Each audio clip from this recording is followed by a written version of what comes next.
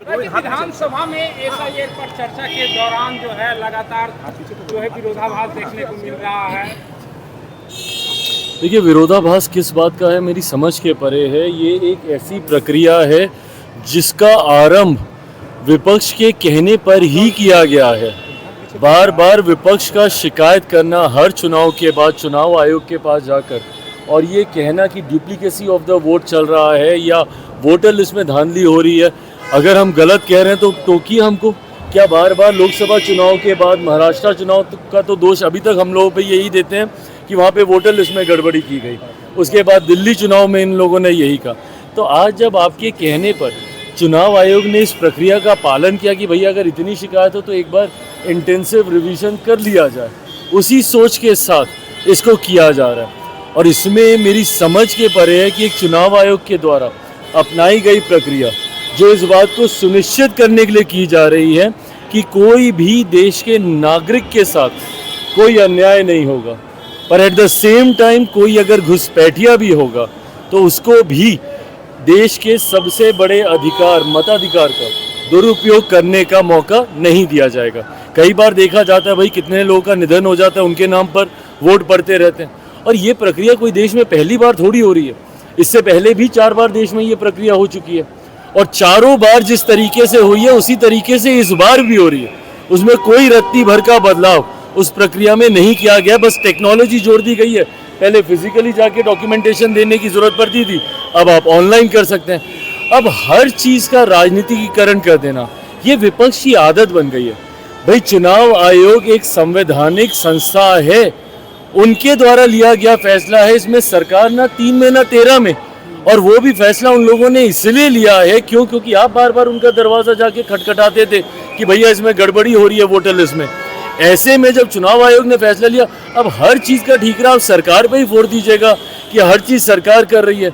अगर आपको किसी संवैधानिक संस्था पे विश्वास ही नहीं रखना तो आप देश को अराजकता की ओर लेके जाइएगा, ये सोच गलत है। सड़क पर आंदोलन करेंगे आप विधानसभा? भाई कीजिए, सड़क पर आंदोलन कीजिए। आप तो बहिष्कार की बात कर रहे हैं ना, हम तो देते हैं चुनौती कि करके दिखाइए भैया बहिष्कार, हिम्मत है तो। सत्ता का लालच इन लोगों में इतना ज्यादा है कि कतई ये लोग चुनाव का बहिष्कार करने की सोच नहीं रख सकते। सत्ता के लिए जो विरोधाभास को भूलकर एक साथ एक गठबंधन में दल आने को तैयार हो जाते हैं। विपक्ष में हम लोगों ने देखा ही है क्या है ये तथाकथित इंडिया अलायंस। भानुमति का कुनबा ही है ना। दिल्ली में एक दूसरे के खिलाफ लड़ेंगे तो केंद्र में एक दूसरे के साथ आ जाएंगे, दूसरे राज्य में एक दूसरे के खिलाफ लड़ेंगे तो केंद्र में एक दूसरे के साथ आ जाएंगे। क्यों? महत्वाकांक्षाओं के लिए ही ना। तो ऐसे में कतई इन लोगों में हिम्मत नहीं है विपक्ष में कि ये लोग करें। और जहां तक रही बात कि इसमें किसी तरीके की कोई धांधली है, आपके कार्यकर्ता क्या कर रहे हैं भैया? मेरे तो सारे BLAs ग्राउंड पे हैं।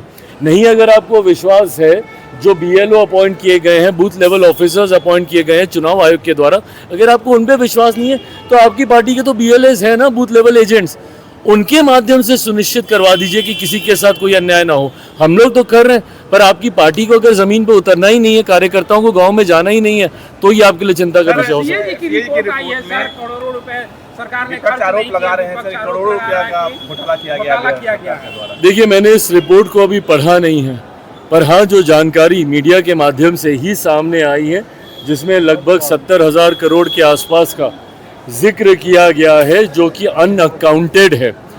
ये ऐसा है तो ज़रूर ये चिंता का विषय है। कतई जनता के पैसे का दुरुपयोग इसकी इजाज़त किसी भी व्यवस्था में नहीं दी जा सकती है। कहीं पर अगर इस पे धांधली हुई है तो इसकी भी जांच होगी और जो भी दोषी होंगे कार्रवाई होगी। Thank you. फोटो खिंचा लो, सर वो फोटो इसको खिंचवा लीजिए सर। चलो